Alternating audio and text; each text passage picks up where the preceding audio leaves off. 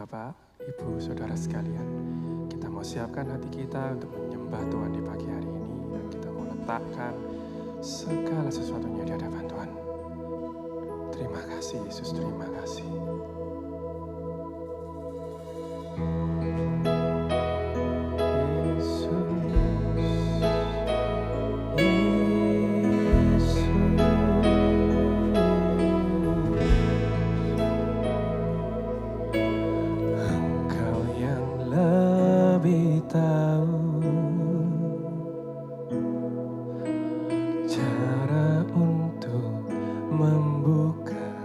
Jalanku, Engkau yang lebih mengerti cara untuk menolong hidupku. Ku percaya Kau Tuhan yang tak pernah gagal, menjadikanku lebih dari pemenang. Ku percaya Kau Tuhan yang tak pernah lalai, menepati janji-janji-Mu. Engkau Yesus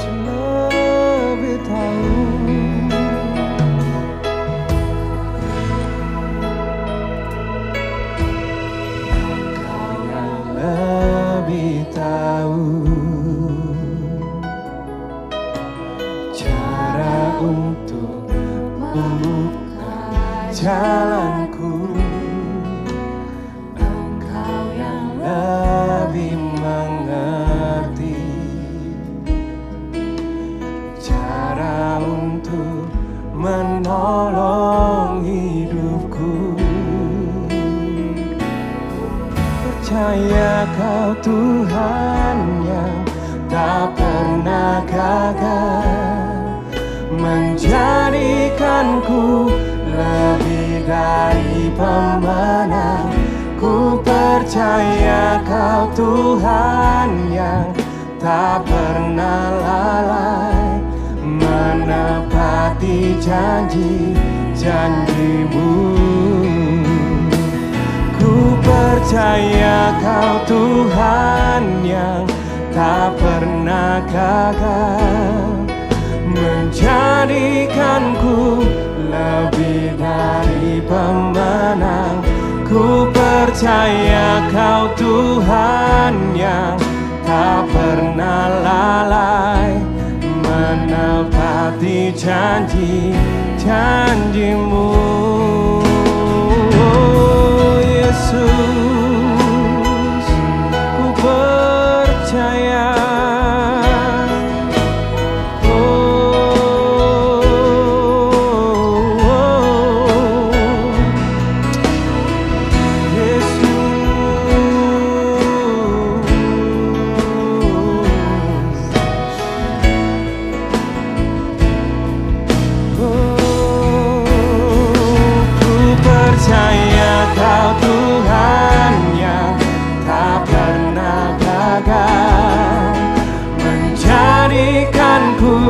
Lebih dari pemenang.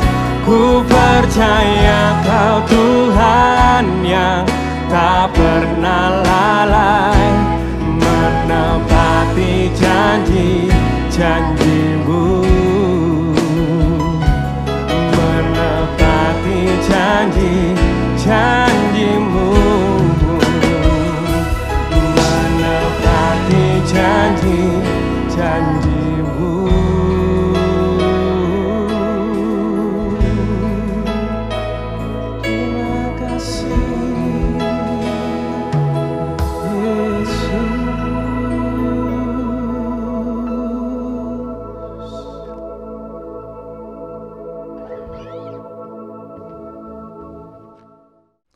Selamat pagi Bapak Ibu yang kasih Tuhan. Kembali lagi di pagi hari ini kita sama-sama belajar untuk merenungkan kebenaran firman Tuhan.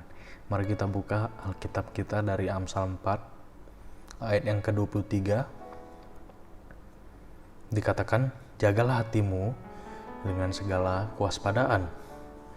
Karena dari situlah terpancar kehidupan. Sekali lagi, jagalah hatimu dengan segala kewaspadaan, karena dari situlah terpancar kehidupan. Nah, menurut kita semua, apa yang harus kita jaga dalam hidup ini? Banyak orang yang akan menjawab, ya pasti pikiran, harta, kesehatan, keluarga, dan lain sebagainya. Itu semua baik dan penting. Namun ada satu hal yang tidak kalah penting, Bapak Ibu, yang harus dijaga lebih daripada yang lain. Nah, dan hal itu adalah hati. Dikatakan jagalah hatimu dengan segala kewaspadaan, karena dari situlah terpancar kehidupan. Dengan kata lain, jagalah hatimu baik-baik, sebab hatimu menentukan jalan hidupmu. Nah, ada korelasi antara hati dan jalan hidup kita.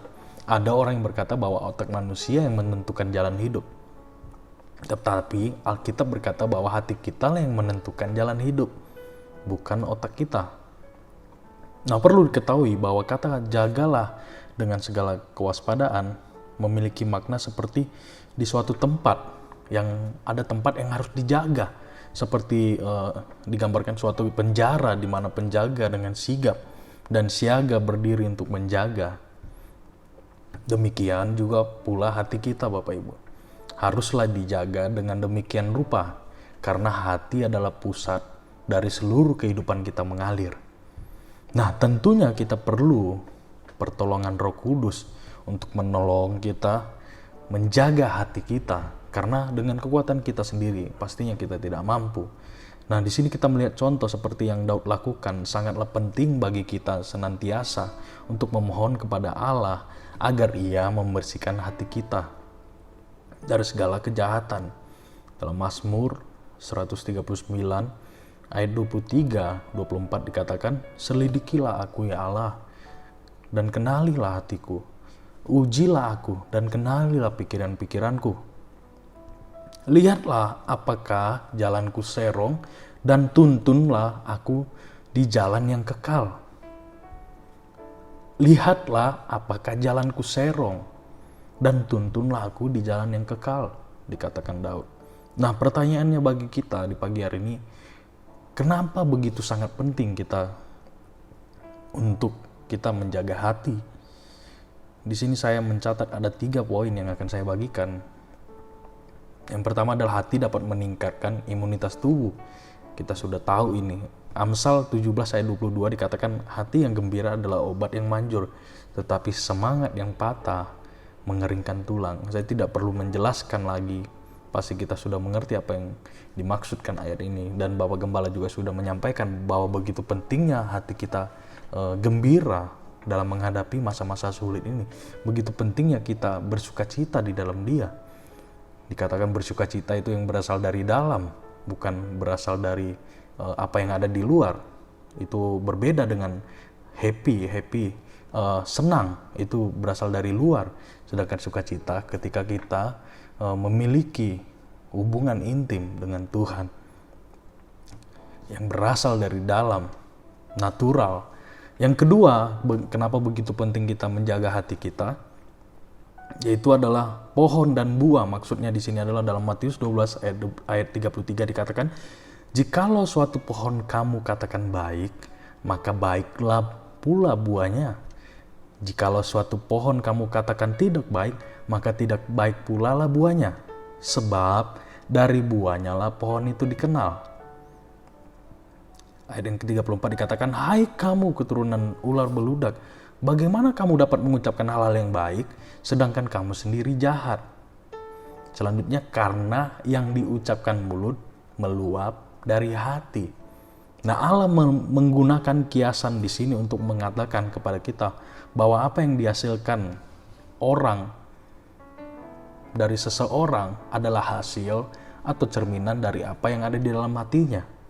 Sekali lagi, Allah menggunakan kiasan di sini untuk mengatakan kepada kita bahwa apa yang dihasilkan seseorang adalah hasil atau cerminan dari apa yang ada di dalam hati kita.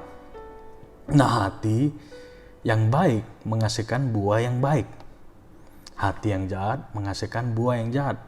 Pertanyaannya, buah apa yang sudah kita hasilkan di masa-masa sekarang? Apakah kita sudah berbuah atau tidak berbuah sama sekali? Yang ketiga adalah Allah melihat hati dan menginginkan hati kita. Itu yang ketiga. Ulangan 6 ayat yang kelima dikatakan, kasihilah Tuhan Allahmu dengan segenap hatimu dan dengan segenap jiwamu dan dengan segenap kekuatanmu. Nah, Allah menginginkan segenap hati kita. Ia ingin agar kita mengasihi Dia dengan segenap hatinya, dengan segenap hati kita, mencarinya dengan segenap hati, melayaninya dengan segenap hati, mempercayainya dengan segenap hati, berbalik kepadanya dengan segenap hati. Pertanyaannya kenapa? Dalam Keluaran 20 ayat 4 dikatakan, janganlah membuat bagimu patung yang menyerupai apapun yang ada di langit, di atas, ataupun di bumi, di bawah, atau di dalam yang ada di dalam air, di bawah bumi. Ayat yang kelima, jangan sujud menyembah kepadanya atau beribadah kepadanya, sebab aku Tuhan Allahmu adalah Allah yang cemburu, yang membalas kesalahan bapa kepada anak-anaknya, kepada keturunan yang ketiga dan keempat dari orang-orang yang membenci aku. Perhatikan, yang dimaksudkan ayat ini adalah Allah berbicara mengenai cemburu yang disebabkan orang mengambil apa yang menjadi miliknya, milik Bapa, milik Dia, tetapi banyak orang memberikannya kepada orang lain. Kita yang dikatakan kita memberikan milik Bapa kepada yang lain, kepada Allah lain, Allah kecil. Nah, apa yang Allah cemburui adalah apa yang memang merupakan milik kepunyaannya. Ibadah dan pelayanan adalah miliknya semata-mata dan hanya boleh diberikan kepadanya. Termaksud apa yang kita miliki sekarang, Bapak Ibu. Itu yang saya maksudkan. Termaksud apa yang kita miliki sekarang, bahkan pekerjaan kita, bisnis kita, pekerja keluarga kita bahkan. Itu semata-mata hanya karena Dia yang memberikan. Nah, dengan ini Bapak Ibu, marilah kita lebih mawas diri lagi di masa-masa sekarang untuk menjaga kondisi hati kita tetap murni mengikut Dia, murni mempercayai Dia. Jangan kita hanya mau minta bonusnya atau fasilitasnya, mau enaknya aja, tapi kita mau tetap murni dalam mengikut Dia, murni dalam mengasihi Dia. Tentu kita tidak mampu dengan kekuatan kita sendiri. Kita butuh pertolongan Roh Kudus untuk menjaga kondisi kita tetap dalam tuntunan Roh Kudus. Amin. Bersyukur buat firman-Mu di pagi hari ini yang berbicara kepada kami untuk kami selalu mawas diri, untuk kami menjaga hati kami di masa-masa yang sulit ini. Kami tidak mampu. Tentu kami butuh pertolongan-Mu, Roh Kudus, untuk menuntun kami semakin murni lagi dalam melayani-Mu, semakin murni lagi dalam kami membangun pekerjaan kami, bisnis kami, keluarga kami di masa-masa yang sukar ini. Tolong kami, Roh Kudus, tuntun kami, Roh Kudus. Kami menyerahkan hidup kami ke dalam tangan-Mu, dalam tuntunan-Mu, hanya di dalam nama Tuhan Yesus. Haleluya. Amin.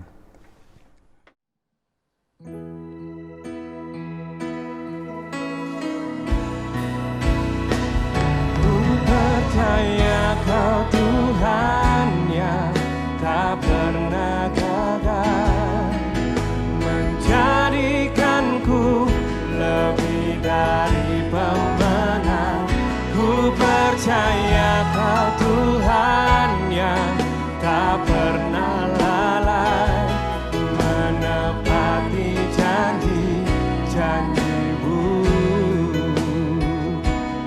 menepati janji-janji-Mu, menepati janji-janji-Mu.